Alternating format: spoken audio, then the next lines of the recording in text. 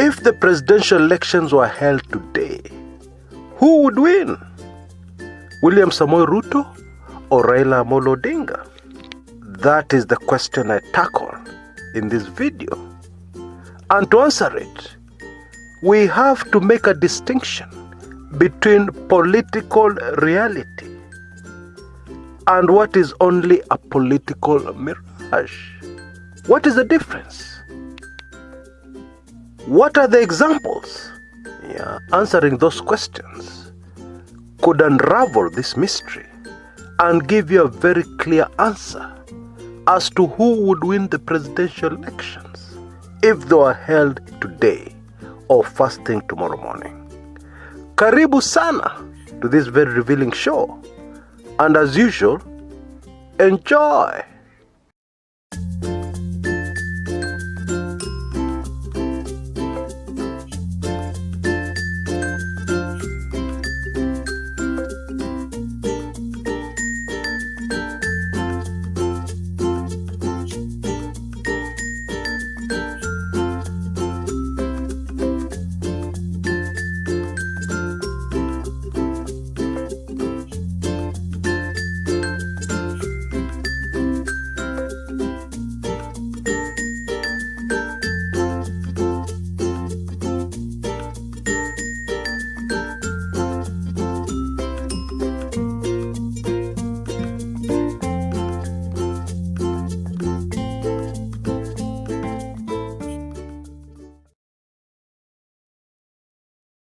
Political reality versus political mirage. You see, one thing people who are new to politics do not realize is that in politics, it's very different. If it quacks like a duck, walks like a duck, swims like a duck, it is not necessarily a duck. Oh yes. Indeed, when you see one sheep very aggressive, more aggressive than the others, but it's white, it's fluffy, it looks like a real sheep, you don't assume. Investigate, because chances are very high that's actually a wolf, disguised as part of your flock of sheep. Large political rallies are even trickier because there are many reasons why a large crowd can turn up for a political rally. Number one, it can be faked. If Kumekucha Chris turns up somewhere on a market day to address people, and crafty Kumekucha Chris makes sure that he turns up when he knows the market is busiest. A political analyst who started this game just the other day will turn up and conclude Western Kenya locked for Chris Kumekucha because he turned up at this marketplace and there was a huge crowd listening to what he had to say. But that would be a political mirage, not political reality on the ground. It is also possible to master a very huge crowd, purely out of curiosity amongst the people. Raila Odinga turns up somewhere in the Mount Kenya region. Many people will be curious to see this Raila Odinga. Because, for instance, in 2017, during the presidential campaigns, in Kikuyu to be precise, which is in Kiambu County, Raila Odinga's campaign rally was packed. And most of the crowd was even enthusiastic. But you know how Kiambu voted in the presidential elections in 2017? They voted almost to a man for President Uhuru Kenyatta. Let's just look at one more effective way of getting a crowd in for your presidential campaign rally. You get your handlers to spread information that there'll be a handout. And it doesn't have to be a lot of money. 50 shillings is enough per person. 50 shillings free money. That's not even $1. It's about $50. And of course you distribute the 50 shillings after the rally is over. Because you know what will happen if you give people money before the rally starts. So, analyzing the 2022 race, how do you tell a political mirage from a political reality? How? My advice, when you see something, a political development, don't jump to conclusions. Give it time. Now I know younger Kenyans don't know what that means. And yet this is so critical in getting it right. You can also look for hard evidence, which is not very easy. But if you can find it, maybe you can come to a conclusion faster. Now, with this information in mind, let's tackle a major issue in this 2022 race. In fact, this thing is so major that it is capable of telling us who will win in 2022, who will win the presidency. A handful of months ago, we were told that the deputy president has got the vast majority of members of parliament on his side, supporting him for the presidency. We were also told that he has a vast majority of the governors on his side to win in 2022. Now, theoretically on paper, it would seem that if you have a majority of the members of parliament on your side and you're a presidential candidate, you will win. No doubt about that.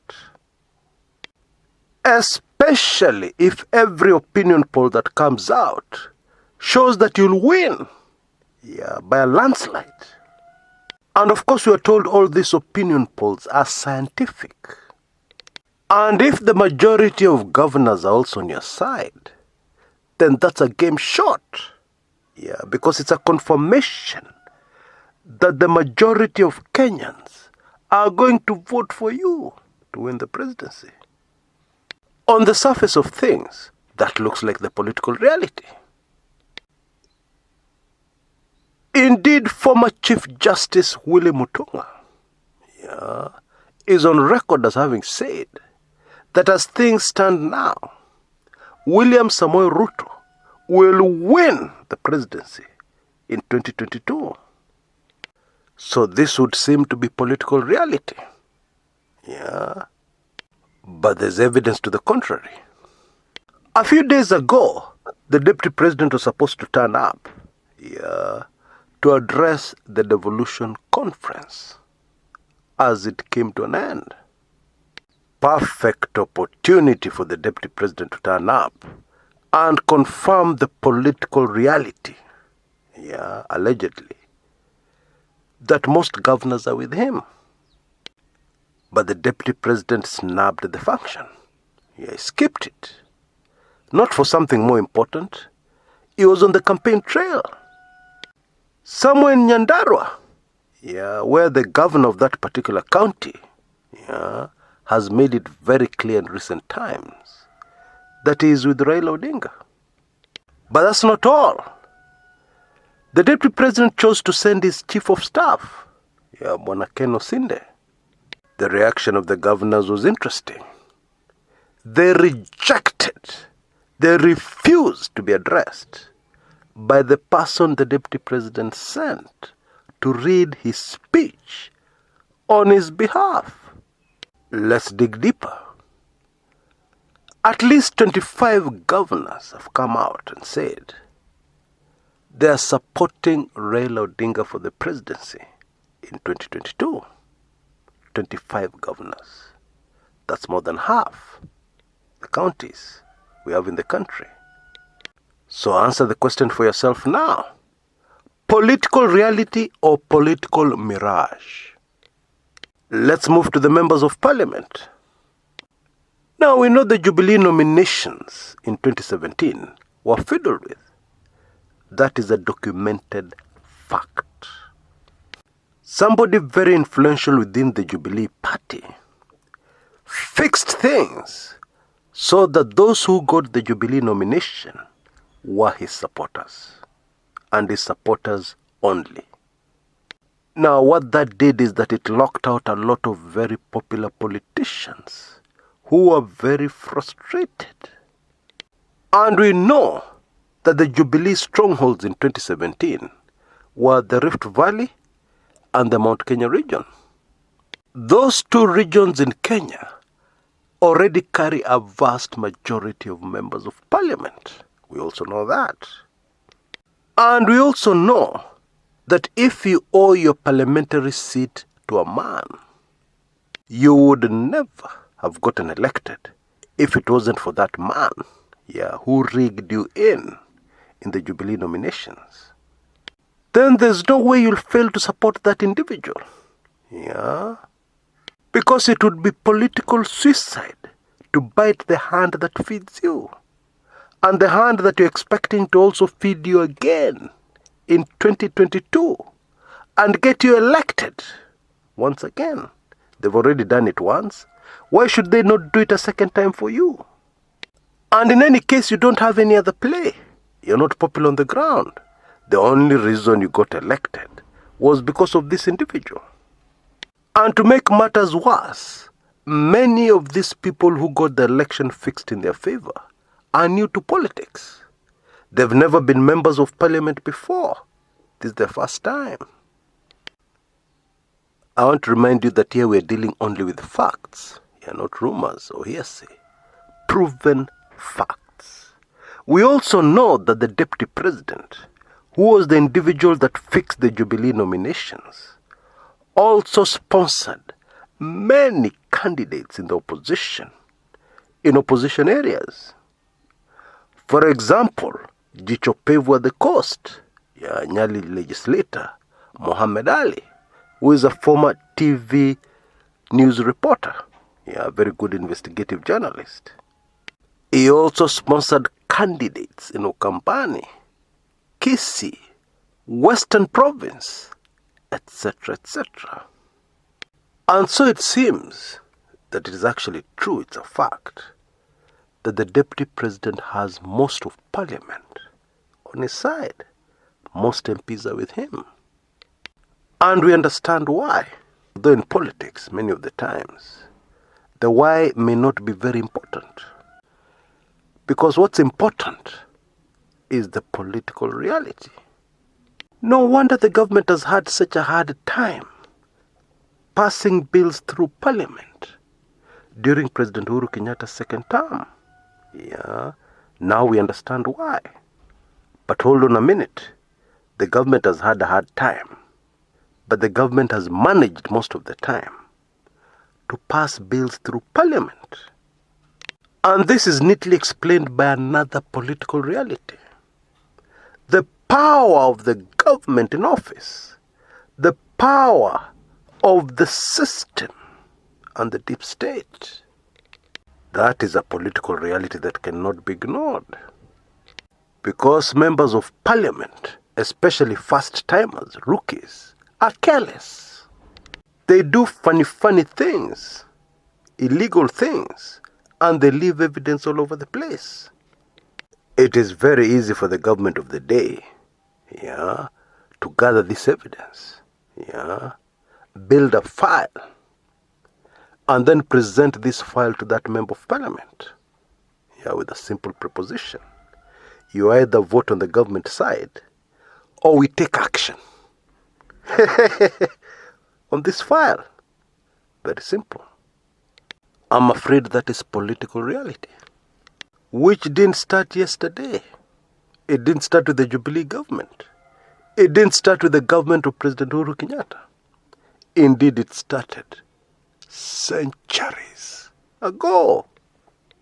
Bottom line, having the majority of members of parliament sympathetic to you, may not mean what you think it means. Indeed, it is the perfect political mirage. Because a mirage is something that looks very real. Something that you're sure is there. But when you draw closer, you realize, Allah, it's not there. It doesn't exist. Now I can hear an analyst saying, that is okay. The government can fix things in parliament. But kwa ground vitu ni tofauti. Because these majority members of parliament will go to the ground and convince the people to vote for the deputy president. He's going to win. Now just hold on a minute. You're forgetting something. These members of parliament were rigged in. There are some other very popular politicians who've been on the ground for 5 years now, almost 5 years, campaigning and reminding voters of the foul play that locked them out during Jubilee nominations. So when push comes to shove, these first-time legislators, inexperienced politicians, will have to make a choice. Are they going to campaign for their own survival before they campaign for somebody else? Or they'll start by campaigning for somebody else and forget about their own political survival? That is a choice. And in any case, they don't even have the majority of the voters in their constituencies for them. That's obvious. Yet another political mirage. Granted, a political mirage is powerful because it builds on something else called political perception. Extremely powerful. And what usually happens is that this is what foreign media, influential, respected foreign media, picks up on. And they file their reports. And you'll hear people saying, Ruto atashinda. Hata BBC wamesema. You'll hear Kenyans debating. And then you'll hear somebody saying, did you see that Al Jazeera report? Hey, wake up, one. The political reality is that this candidate will win by a landslide. Al Jazeera said so. Or they implied so. Folks, let's be careful. We're going to see a lot of these as we head towards the elections in August 2022. Plenty of things that are actually a political mirage. Let's be cautious. Until next time, this is Chris Kumekucha.